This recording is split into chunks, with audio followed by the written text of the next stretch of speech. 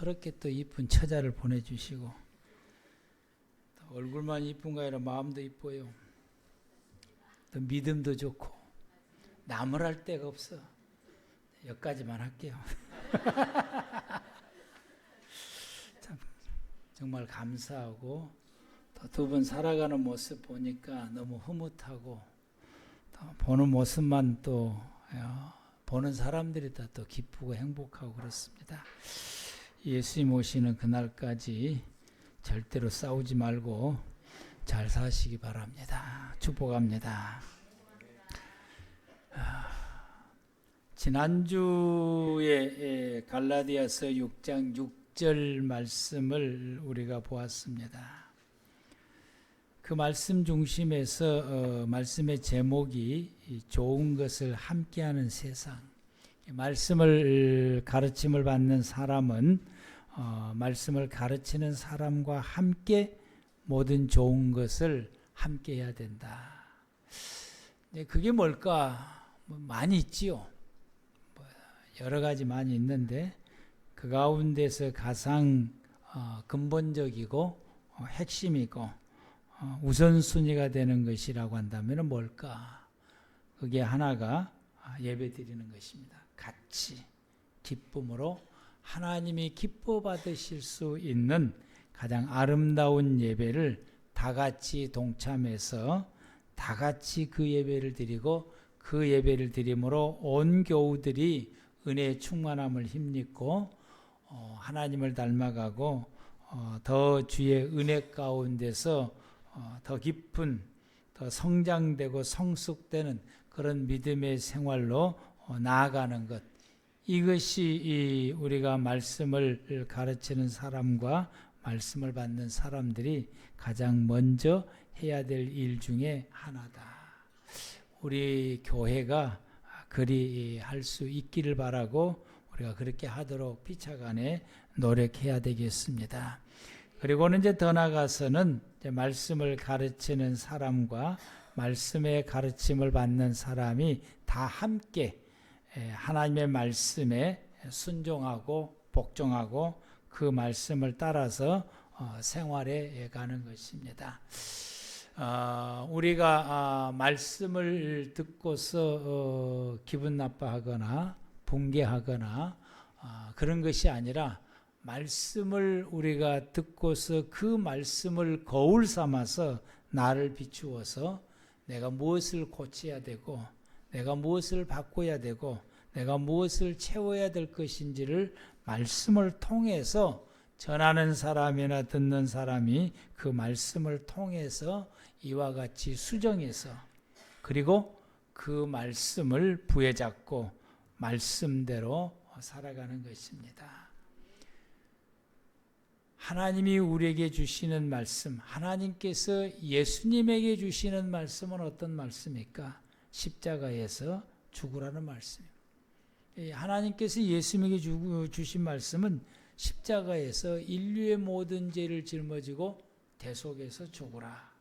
이게 하나님께 예수님에게 주신 말씀이고요. 하나님께서 아브라함에게 주신 말씀은 네 독자 아들 이삭을 내게 제물로 바치라. 이런 말씀. 하나님의 말씀이 내게 어떤 말씀이 임했든지 우리가 그 말씀 앞에 복종하고 그 말씀을 함께 순종하고 나아가면서 생활해 가는 것, 이것이 말씀을 가르치는 사람과 말씀의 가르침을 받는 사람들이 함께 해야 되고 이것을 좋은 것이다 라고 말씀. 이 좋은 것을 함께 하라라고 말씀했습니다. 우리 모두가 다 주님 따라서 그렇게 저도 여러분도 우리 모두가 함께 이와 같이 좋은 것을 할 수 있는 그런 우리 교회의 풍토가 되기를 원합니다. 오늘은 하나님께서 우리에게 주시는 말씀이 요한복음 19장 33절에서 34절이고 히브리서 9장 11절에서 15절 이 말씀입니다. 이 두 곳의 이 말씀은 예수님께서 우리의 죄를 대속해서 죽으셨다라는 말씀입니다. 예수님께 십자가에서 죽으신 것은 인류의 모든 죄를 짊어지고 죽으신 것을 증명해 주시는 말씀이에요. 그리고 더 나아가서 예수님의 그 죽음은 속죄의 죽음으로서 가장 완벽하고 흠결이 없다라고 하는 것을 밝히 증명해 주신 말씀이 요한복음 19장 33절에서 34절 말씀입니다. 이 말씀들을 이제 이런 말씀들이 왜 그러한가를 우리가 바르게 그리고 정확하게 이해를 하려면은 구약의 시대 때의 그 제사법과 절기를 우리가 이해할 때에 이 본문의 말씀이 예수님께서 십자가에서 죽으신 것이 나의 모든 죄를 대속해서 죽으신 것이 전혀 흠결이 없이 완벽하다라고 하는 것을 제사법을 알 때에 알 수 있고 절기를 알 때에 알 수가 있습니다.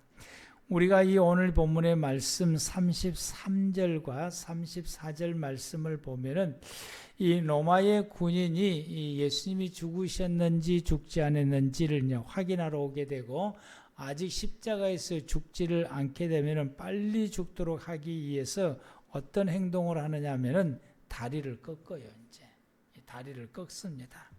그러면은 이제 이 다리가 밑에를 받치고 이제 그 십자가에서 매달려 있는데 다리를 꺾어버리면은 이게 제대로 매달릴 수가 없으니까 빨리 이제 죽게 되는데 예수님께서는 이미 죽으셨기 때문에 다리를 꺾지 않으셨다. 다리를 꺾지 않았다라고 하는 것이 이 제사법에서 굉장히 중요한 이 제사 중에 하나인 것입니다. 이 골수 이게 구약의 시대 때에 제사장들이 제물을 잡을 때에 이 짐승의 그 어떤 뼈가 꺾이지 아니하고 상처나지 아니하도록 매우 조심합니다. 뼈가 이게 상처가 나거나 꺾여서 뼈 속에 있는 골수가 흘러나와서 할렐루야. 왜 이러지? 이 골수가 이제 정신 차려라고 잠자지 말라고 흘러나와서 이 재물을 적시게 되게 되면은 그게 이제 부정해지게 됩니다. 그래서 그 재물은 재물의 가치로서 이미 상실해서 그 제사는 무효가 되는 거예요. 만약에 이 로마의 군인이 예수님의 다리를 꺾었다. 그래서 그 골수가 흘러나와서 예수님의 살에 묻었다. 그러면은 구약의 제사법에 의하게 되면은 예수님이 십자가에서 우리의 죄를 대속해 죽으신 것이 무효다 이 말인 것이요. 이처럼 중요한 의미를 가지고 있어요. 그리고 더 나가서 33절에서 한 군인이 이 창으로 예수님의 옆구리를 찌르게 되니 피와 물이 나왔다. 피와 물이 나왔다.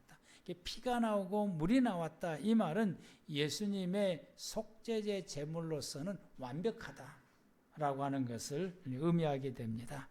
이 옆구리에서 피와 물이 나왔다라고 하는 이것을 이해를 하려면은 절기를 또 알아야 되는 것이죠. 그래서 그 절기에 대해서 언급해 주시는 말씀이 히브리서 9장 34절 9장 13절 우리 다 같이 시작.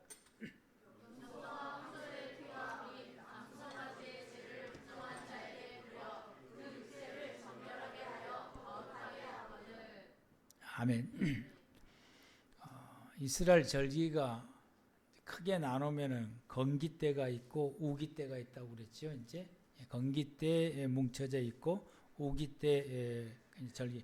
절기는 7개의 절기를 가지고 있지만은 이게 두 파트로 이제 나누어져 있게 됩니다. 이 건기 때의 절기는 이제 6월절인데 유월절 때에 항상 이 절기를 지키려면은 뭐가 필요하냐면은 죄 사함의 은혜를 입어야 돼요. 이제. 그러면 그 우기 때는 대속죄일이 있어서 그 대속죄일의 제사로 죄 사함의 은혜를 입습니다. 그런데 건기 때는 이 대속죄와 같은 짐승으로 죄를 속죄하는 제사가 없어요. 이제. 그럼 건기 때는 어떻게 우리가 하나님 앞에 죄 사함을 입게 되는가?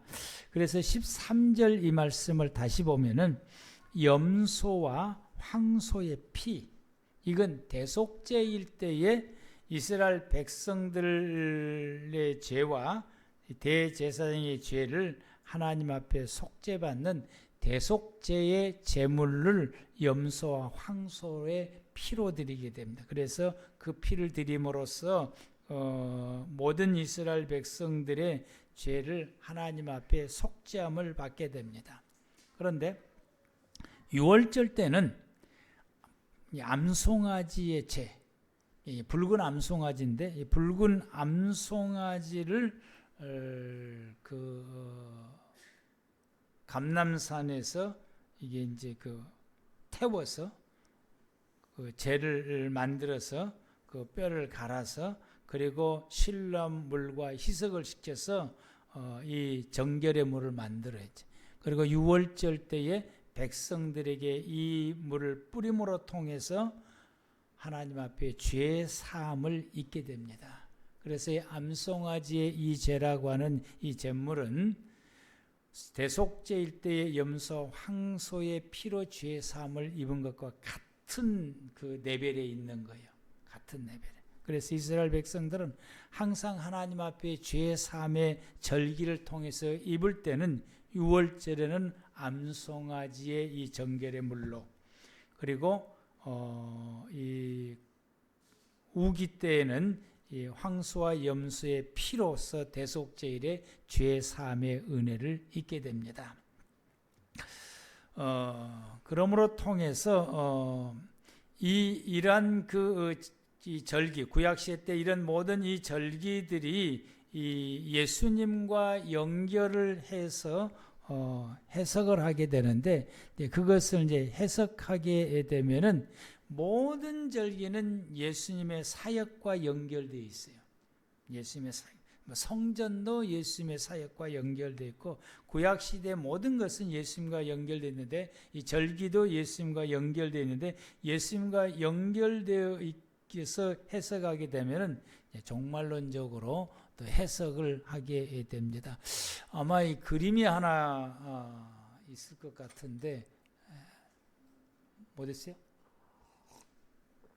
그림을 보면은 빨간색은 이스라엘 백성들이 지키는 절기의 7개의 절기가 해당돼요. 유월절, 그리고 무교절은 유월절 속에 포함되고, 초실절, 칠칠절, 오순절, 나팔절, 대속절, 초막절, 이게 이스라엘 백성들이 지키는 기본적인 절기예요. 이 절기를 예수님에게 적용되면 어떤 의미를 가지고 있냐면, 유월절은 예수님의 대속의 죽음을 가지고 있어요. 그럼 믿음의 그것이 우리 성도들에게 적용을 시킨다면 믿음의 시작인 것이죠. 신앙생활의 시작. 그리고 무교절은 예수님의 무덤에 계시는 걸 의미하게 되는데, 이건 성도에게 적용을 시키면 거듭남에 해당됩니다. 거듭나는 거죠. 누룩이 없어야 돼요. 정결해야 되는 겁니다. 그리고 초실절은 예수님이 초실절날 부활하셨어요. 초실절은 예수님의 부활이고, 이건 믿음의 성도들에게 적용시키면 뭐냐? 구원의 확신인 것이죠. 설명은, 이런 디테일한 설명은 수요일날 여러분 사모님에게 들으시면 됩니다. 그리고 77절은 이 예수님께서 함께 하시는 거예요. 이 함께 하신 예수님이고, 그것이 우리 믿음의 성도들이 뭐냐? 기도 생활입니다. 오순절날은 말씀과 성령이 임하게 되죠. 말씀과 성령을 상징하게 되는데, 이것은 믿음의 성도들이 말씀과 성령으로 살아가는 것입니다. 오순절부터서 나팔절까지 이 기간은 우리에게 있어서 어떤 기간이냐 하게 되면은 내가 예수를 믿고 개인적으로 말하면은 죽을 때까지요. 내가 죽을 때까지. 나팔절은 내가 죽을 때까지고. 그 기간, 그게 이제 오순절하고 나팔절까지 그 기간에 우리의 삶이 담겨져 있게 되는데 그 기간입니다. 아니면 예수님의 재림하는 기간. 그래서 나팔절은 다시 오시는 예수님 재림을 상징해요. 예수님이 재림할 때 무슨 소리로? 나팔 소리로 찬양도 있습니다. 이제 나팔절 때 이건 내 개인적으로 말하면은 내가 죽을 때고, 정말론적으로 이제 넓게 정말론적으로 말하게 되면은 예수님이 재림하셔서 날 부르실 때라.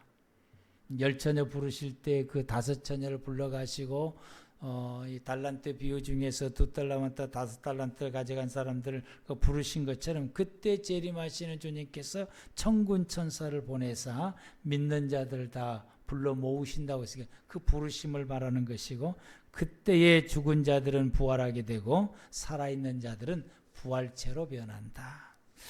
그리고는 이제 대속죄일은 심판하시는 예수님이십니다. 마지막에 성도는 모든 사람들은 다 죽으면 하나님 앞에 뭘 받는 겁니까? 심판받는 것이죠. 심판받는 성. 그리고 마지막 초막절은 천년 왕국을 이루신 것이 요한계시록에 기록되어 있는 근거를 말씀한 것이. 그리고 그 성도들에게 적용시키면 그 천년 왕국에서 영생을 누리며 생활하는 이런 은혜를 입게 되는 성도들을 말하게 됩니다. 이게 이제 예수님에게 적용을 시키고 또 더 나가서 성도들에게 적용시키면은 절기가 이런 의미를 가지고 있는데, 여기에서 이제 또 뭐 세부적으로 또 디테일하게 어떻게 해야 된다라고 하는 것이 또 자세하게 이제 기록되어 있는 것이기도 합니다. 그리고는 이제 이 절기가 또 더 나가서 믿는 모든 성도들에게 신앙생활에 대한 지침서요. 신앙생활은 이렇게 해야 된다, 저렇게 해야 된다. 하나님께서 절기를 통해서 하나님의 백성들이 하나님 앞에서 어떻게 살아야 되는지를 그 지침서를 주는 것이 이 절기입니다. 그래서 절기를 하나를 지키는 이 디테일하게 지켜가는데, 그 디테일하게 이건 이렇게, 이건 이렇게, 이건 이렇게라고 하나님께 다 이게 꼬집어서 말씀을 해 주시게 됩니다. 그것은 우리의 신앙의 생활을 이렇게 해야 된다라고 하는 신앙의 지침서가 절기 속에 들어 있게 됩니다.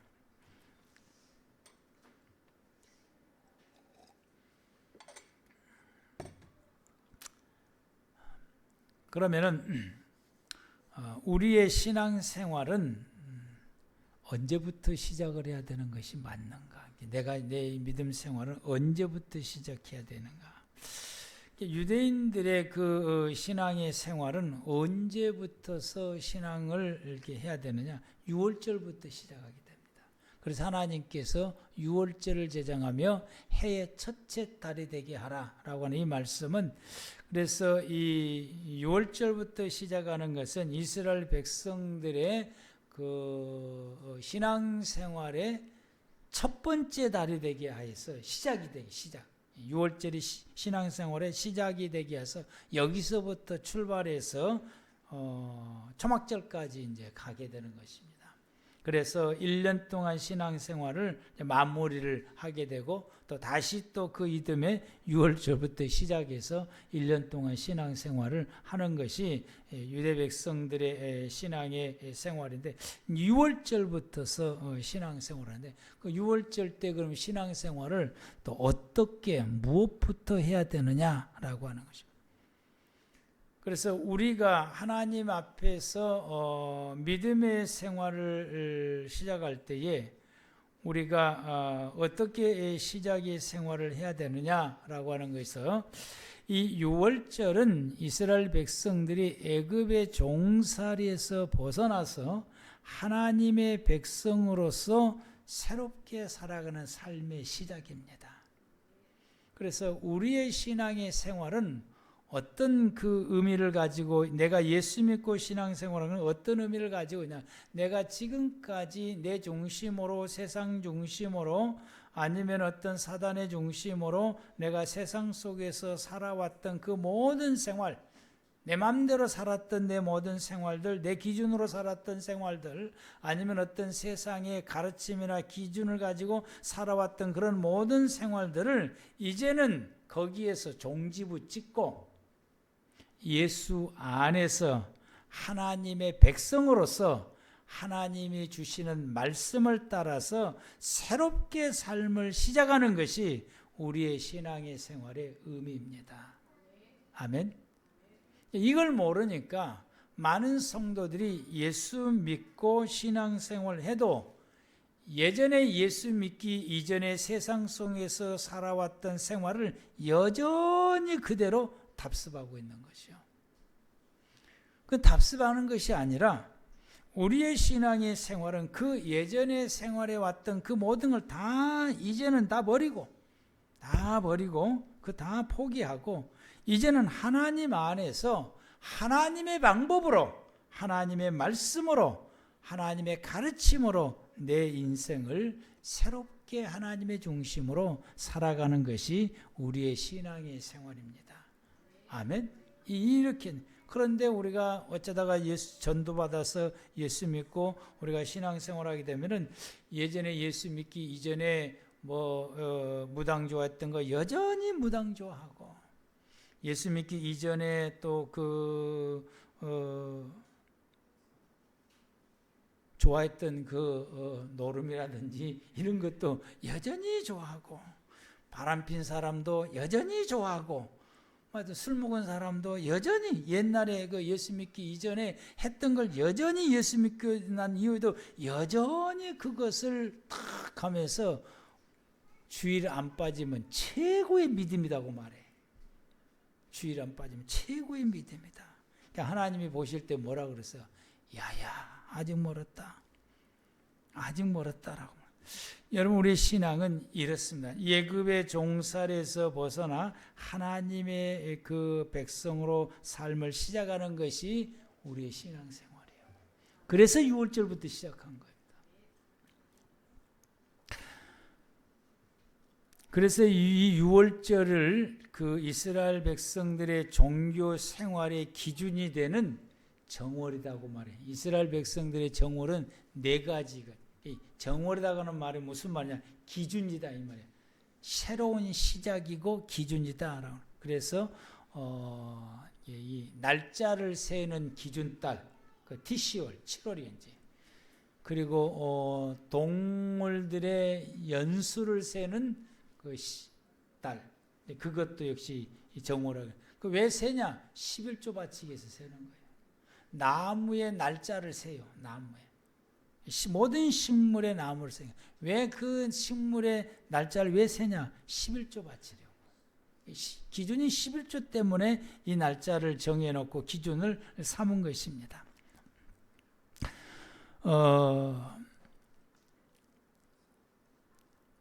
이들이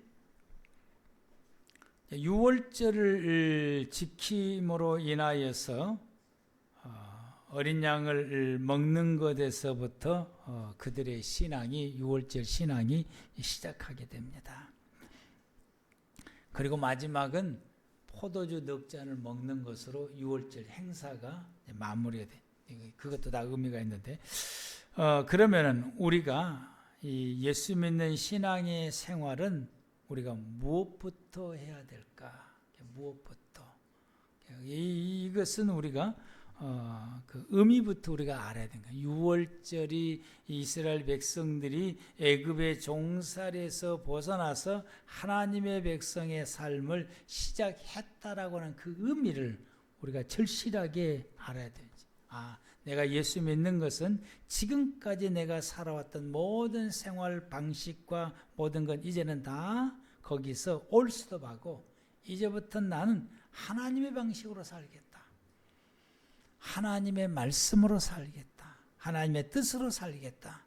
이것이 신앙의 출발하는 의미고 정신입니다. 아멘. 그래서 이렇게 하려면은 우리가 무엇부터 해야 되느냐? 신앙생활을 무엇부터 해야 되느냐? 예수 믿는 신앙생활을 무엇부터 해야 됩니까? 이렇게 물으면은 대답이 여러 가지가 나올 수 있는데, 예배부터 먼저 해야 됩니다. 기도부터 먼저 해야 됩니다. 뭐 성경 말씀을 읽는 것부터 먼저 등등하고 쫙 나오는데, 성경은 우리에게 무엇부터 하라고 말씀하시느냐? 따라서 합시다. 회개부터 하라.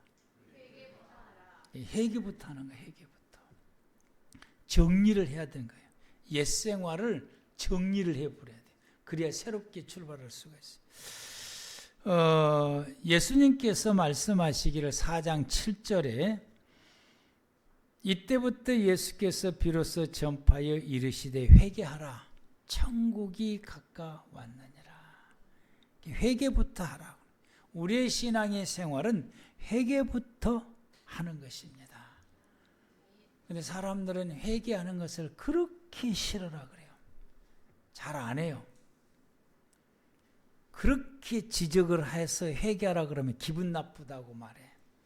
그리고 그렇게 말해준 사람이 그날부터 왼수가 됩니다. 이제 두 번 다시 안 쳐다봐요. 이제 기분 나쁘게, 사람 기분 나쁘게 말한다 그러면서 안 쳐다봐요. 이 교회는 기분 나쁘게 말을 해.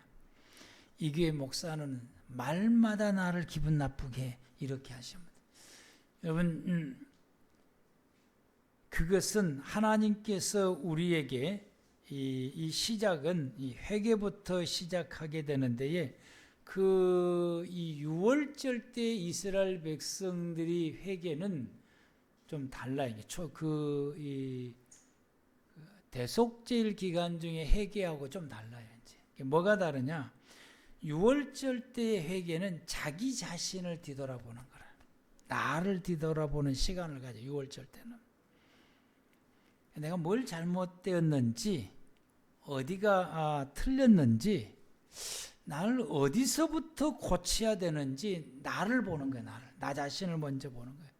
저 사람 때문에가 아니고 나를 보면서 내가 뭐이 틀렸고, 내가 뭐이 잘못됐고, 나를 뭘 고쳐야 되고, 내가 어떻게 해야 될 것인지 나를 뒤돌아보게 됩니다. 그래서 자신을 보고서 발견되어지는 죄를 고백하고 회개하고 그리고 나서 삶을 전환시키는 것입니다. 이스라엘 백성들이 유월절을 지키기 위해서 예루살렘으로 이렇게 쭉 가다가 도중에 부정한 물건이 접촉이 되어지게 되어 주로 많이 무덤을 밟습니다. 또 동물의 뼈도 부딪히기도 하지만은 주로 많이 무덤을 밟게 돼요. 그럼 우리는 이제 거기다가 이제 사도 문자가 막 들어가요. 이제 어떤 여기다 갖다가 묻어놔가지고 나를 이렇게 해놨다고 찾기만 찾으면 가만 안 놔둔다 그러면서 우리는 그렇게 표현을 해요. 이제 대부분 사람들. 그런데 유월절 때 이스라엘 백성들은 그렇게 표현을 안 써요. 그렇게 생각을 품질 않아요. 이렇게 딱 되어졌을 때 내가 하나님 앞에서 이 유월절을 지키기 위해서 나를 수없이 뒤돌아보고 그래서 내 부족한 걸 고치고 내 잘못된 걸 고치고 회개하고 돌이키고 나를 끊임없이 점검을 했는데 하나님이 나를 보실 때에 그래도 청산할 것이 있고 내 부족한 것이 있으셔서 여기서 나로 하여금 부정한 것을 접촉하게 하셨구나. 그러면서 그때부터서 예루살렘에게 도착할 때까지 또 자기 자신을 처음부터 끝까지 뒤돌아보는 거예요. 이제 내가 뭐에 또 빠진 것이 있는가? 내가 하나님 앞에 이게 회개하지 못하는 어떤 또 다른 것이 있는가를 다시 과거부터 자기 자신을 뒤돌아보면서 점검을 해서 그리고 생각나거든 하나님 앞에 철저히 회개하고 그리고 그 모든 삶의 방향을 돌이킵니다. 그리고 하나님 안에서 새롭게 시작하겠다고 하는 결단의 마음을 가지게 되고 그리고 하나님의 방법으로 살아가기 위해서 그 길을 이제 걸어가게 됩니다. 우리는 어떻습니까? 나를 뒤돌아보는 시간이 있습니까? 어떤 일정 기간 중에 내 자신이 어떤 상태인지 영적으로, 육적으로, 또 정신적으로, 또 모든 면에서 내가 하나님 앞에서 어떤 상태인지, 내가 하나님 앞에서 바르게 잘 살고 있는지, 아니면 내가 지금 많이 곁길로 가고 있는지, 하나님 앞에서 내가 하나님을 싫어하는 방향으로 내가 살아가고 있는지, 아니면 내가 많은 죄를 짓고 있는 내 자신의 이 모습들을 우리가 돌아보는 시간을 가지고 있습니까? 오늘 그런 시간이 필요합니다. 나를 뒤돌아보는 시간, 나를 새롭게 고칠 수 있는 시간, 나를 고칠 수 있는 시간, 나를 새롭게 점검해서 나를 고쳐서 그리고 하나님 앞에서 보다 더 나은 나로 이 대박과 나서 하나님 앞에 이렇게 세워놔서, 그래서 하나님이 주시는 말씀을 따라서 애굽의 모든 건 다 이게 또다시 내 속에 있으면 그걸 점검해서 다 털어내버리고 하나님의 방법으로 살아갈 수 있는 최적의 내 상태로 바꿔놓을 시간이 우리에게 필요하다. 이것이 회개의 시작입니다. 이게 회개, 이게 회개. 그래서 신앙생활은 여기서부터 시작을 하게 되는 것이 회개. 그래서 이것이 되면은 제사장에 가서 자기의 죄를 고백하고 정결의 물뿌림을 받아서 죄 사함의 은혜를 입고, 그리고 하나님 앞에 나아가기 위해서 유월절 지키기에 성소로 나가게 됩니다. 그래서 그 성소에 가서 하나님 만나기를 간구하고 하나님과 함께 생활해가는 삶의 방법을 그때 깨닫게 되고, 그래서 절기를 지키고 돌아와서는 하나님과 함께 동행하며 그 다음 절기 때까지 생활하게 되고 그때그때마다 주시는 말씀을 따라서 생활해가는 것. 이게 이스라엘 백성들이 유월절을 지켜가는 생활이고, 그리고 그 자신들이 회개부터 시작하는 이유가 여기에 있다라고 하는 것입니다. 나를 뒤돌아보는 것, 나를 고치는 회개. 그것이 우리에게 있어져야 되는 것이고요. 회개는 또 대속죄일 때 회개가 있어요. 대속죄일 때 회개하는 시간을 주어지게 되는데, 이때는 이 엘루월 때에 한 달 동안 하나님께서 회개 기간을 줬어요. 이때 회개 기간은 사람들에게 잘못한 것을 그 사람에게 찾아가서 용서를 구하고 용서를 받는 일입니다.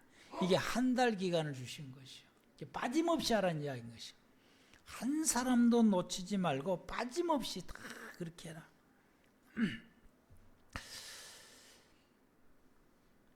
그래서 서로 용서를 구하고 서로 용서하는 거예요. 엘루월 한 달 동안 이걸 진행을 하게 됩니다.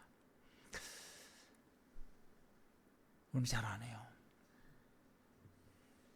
특히 식구한테는 더 안 해. 가족한테는 더 안 해. 더 자주 해야 되는데, 우리가 어떤 좀 미안한 일 있으면은 여보 미안해, 애들아 미안하다, 이 말을 우리 해야 돼요. 그냥 입으로 하는 것이 아니라 그걸 해야 돼. 그리고는 그래야 우리의 생활이 바뀌어지게 됩니다. 섬기는 생활로 바꿔져요. 배려하는 생활로 바꿔져. 이 회개를 하지 않으면은 절대로 내가 다른 사람을 섬기고 배려하고 사랑하고 더불어서 살아갈 수 있는 내 자신이 바꿔지질 않아요. 늘 원망으로만 일관되게 생활하지, 늘 원망만 한 것이죠. 늘 짜증만 내고 늘 상대방이 나쁘다라고만 말하는 그런 모습으로 우리가 생활을 하게 되지, 찾아가서 우리가 실수했을 때, 잘못했을 때 미안하다, 그때 내가 모르고 그랬다라고 이와 같이 용서를 늘 구하면서 회개하면서 생활해가는 사람은 어떤 그 사람에게서 어떤 효과냐? 내가 바꿔진다. 섬기는 사람으로 바꿔져요. 배려하는 사람으로 바꿔지고 용납하는 사람으로 바꿔지게 되고, 그를 상대를 이해하고 용서하고 어떻게 하면은 그에게 조금 더 따뜻하게 대할까, 따뜻하게 말할까, 조금 더 내가 어떻게 더 잘해줄까, 이런 사람으로 내 자신이 탈바꿈하게 되는 것입니다. 이러게 되면은 우리 모두가 더불어서 살아가는 그 함께 생활해가는 생활들이 아름답고 또 기쁘고 즐거운 생활로 바꿔지게 됩니다. 이 회개가 얻게 되면은 우리가 살아가는 너와 나와 함께 생활해가는 이 생활들이 이 아름다운 생활로 바꾸어지지를 않아요. 절대로 바꿔지질 않습니다. 회개해야 바꾸어져 환경이.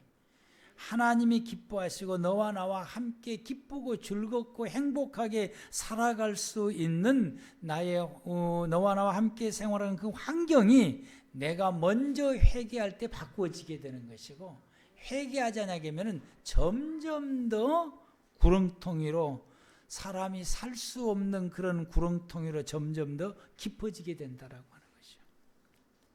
그래서 하나님께서 한 달이라고 하는 기간을 주면서 회개하라고 하는 것이 이게 그만큼 중요하다라고 하는 것이고, 반드시 그렇게 해야 된다라고 하는, 그래야 너가 이웃과 더불어 살아가는 생활이 행복해진다라고 하는 것이. 이 기간이 지나고 나면은 이제 7월 1일부터서 10일까지 이제 티슈를 10일 회개 그 대속죄일까지 하나님께 지은 죄를 회개하여 죄의 사함을 잊게 됩니다. 그래서 성도의 삶은 어디서부터 시작하냐? 나를 돌아보는 회개와 다른 사람들에게 용서를 구하는 회개와 그리고 하나님 앞에 회개하는 이 세 가지 회개, 즉 이 회개로부터서 믿음의 삶이 시작하게 됩니다. 회개해야 예수 그리스도께서 내 죄를 대속해 주셨다라고 하는 그 믿음이 내게 효력을 발생해서 그 믿음으로 말미암아 하나님으로부터서 죄 사함을 힘입게 되게 되고, 그 죄 사함을 힘입게 되면 어떤 결과가 나타나냐? 내가 하나님의 중심으로 살아갈 수 있는 사람으로 바꿔지게 되고, 이웃과 더불어서 행복하게 생활해 갈 수 있는 그 에너지를 발산하고 힘을 발산하고 그렇게 살아갈 수 있는 리더자의 삶으로서 살아가는 사람으로 바꿔지게 되는 것이죠. 배려하고 사랑하고 섬기고 이렇게 할 수 있는 것이 바꿔지게 되는 것이고, 하나님 앞에서 말씀으로 하나님 어떤 말씀을 주시든지 내가 말씀으로 살겠습니다라고 말씀으로 살아가는 삶으로 바꿔지는 것이죠. 한마디로 말씀을 드리게 되면은 애굽의 모든 생활을 다 청산하고 하나님의 사람으로서 살아갈 수 있는 삶의 바탕으로 바꿔진다라고 하는 것이죠. 회개하게 되면. 그러므로 통해서 우리가 뭘 할 수 있느냐? 믿음의 삶을 시작할 수 있는 거야. 그때부터서 우리가 믿음의 삶을 시작할 수 있고, 그때부터 우리가 하나님 앞에 나아갈 수 있게 되고, 하나님과 함께 동행하며 하나님과 더불어서 살아갈 수 있게 되고, 그때부터 우리가 기도하면은 하나님이 응답해 주시는 은혜를 입게 되고, 그때부터서 나의 모든 가는 그 길에 하나님의 돌보심과 하나님의 보살핌 속에서 우리가 생활하는, 즉 은혜의 삶을 살게 됩니다. 그리하다가 내 인생 끝나면은 하나님의 나라에서 영생을 누리게 되는 복을 받게 됩니다. 이게 우리의 믿음의 생활이에요. 이거 어디서부터 시작해야 된다? 회개부터 시작한다라고 하는 것입니다.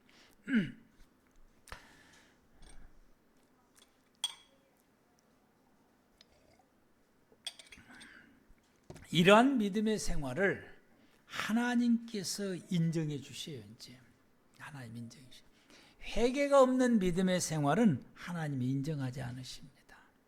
너의 마음속에 죄를 품고 내게 구하면은 내가 응답할 수 없다. 네 마음속에 죄를 품고 내게 예배드리면 내가 그 예배를 받을 수 없다. 여러분, 우리가 죄를 품고 있는데 죄가 청산되지 않고 하나님 앞에 예배를 드리게 되면 하나님의 그 예배를 받으실 수가 있겠습니까? 하나님은 죄가 없으신 분이시다. 우리로 하여금 죄를 청산할 수 있는 기회를 우리에게 주었고 방법도 주었습니다. 그러므로 우리 모두가 다 하나님 앞에서 우리가 회개하면서 생활해 가는 것이 기본이 돼 있어야 되는 것이 기본이. 말씀을 딱 들으면은 나를 뒤돌아보는 것이 기본으로 돼 있어야 되는 거예요. 말씀을 딱 들으면은 그 말씀이 내게 자동으로 거울이 돼서 나를 탁 뒤돌아보고 하나님, 이거구나. 그리고 회개하고 탁 돌아서게 되고, 또 우리가 그 사람들에게 실수하면은 미안하고 잘못했다라고 우리가 그 마음을 품고서 진심으로 용서를 구하는 것이 그게 기본으로 돼 있어야 돼요. 하나님의 사람은 이게 기본이에요. 고개 빳빳이도 내가 뭘 잘못했는데 라고 이렇게 서 있는 것은 그건 기본이 안 돼 있는 사람이에요. 하나님의 사람으로서 기본이 안 돼 있는 사람. 오늘 많은 사람들이 착각을 하고 있는 것이. 그건 하나님 앞에서 바로 서 있는 모습이 아니라고 하는 것이다. 그래서 우리는 이와 같이 회개하고 용서를 구하고 하나님 말씀대로 살지 못했을 때에 하나님 앞에 회개하고 이 늘 회개하는 것을 우리가 기본으로 서 있어야 우리의 믿음의 생활을 바르게 출발할 수 있어요. 바르게 출발할 수 있고 우리가 바르게 출발하는 그 모든 믿음의 생활 속에 하나님이 함께 하시고 도우시고 성령님께서 우리를 이끌어 주시는 은혜를 우리가 경험하게 되므로 그 믿음의 모든 생활은 가는 곳곳마다 은혜의 역사가 일어나게 되고 또 하나님의 돌보신 그 은혜 가운데서 이루어지게 됩니다. 그래서 이런 믿음의 생활을 이렇게 믿음으로써 이런 믿음의 생활을 살아가게 되면은 내가 살아가는 내 모든 생활 가운데 지난주에 보셨던 말씀 이사야서 11장 6절에서 9절 말씀이 내가 살아가는 내 모든 삶의 공동체 속에 이렇게 살아가는 삶의 역사가 일어나게 됩니다. 이리가 어린 양과 함께 살며 표범이 어린 염소와 함께 누우며 송아지와 어린 사자가 살찐 짐승이 함께 있어 어린 아이에게 끌리며 암소와 곰이 함께 먹으며 그것들의 새끼가 함께 엎드리며 사자가 소처럼 풀을 먹을 것이며 젖먹는 아이가 독사의 구멍에서 장난하며 젖된 어린아이가 독사의 굴에 손을 넣을 것이라. 큰 소리도 나지 않습니다. 다툼도 전혀 없습니다. 모두가 다 평화롭게, 모두가 다 더불어서, 모두가 다 섬기면서, 모두가 다 배려하면서, 모두가 다 함께 더불어서 생활해가는 이 아름답고 이 행복하고 이 복된 생활, 그리고 하나님 앞에서 이 거룩한 이 모습의 삶이 이루어지게 됩니다. 그래서 9절에 내 거룩한 산 내 모든 곳에서 해됨도 없고 상함도 없을 것이니 이는 물이 바다를 덮은 같이 여호와를 아는 지식이 여호와의 은혜가 온 세상에 충만할 것이다. 내가 사는 세상이 이런 생활이 되기를 위해서 저와 여러분들이 주의 말씀을 따라 살아가는 복된 귀한 삶이 되기를 바랍니다. 기도하겠습니다.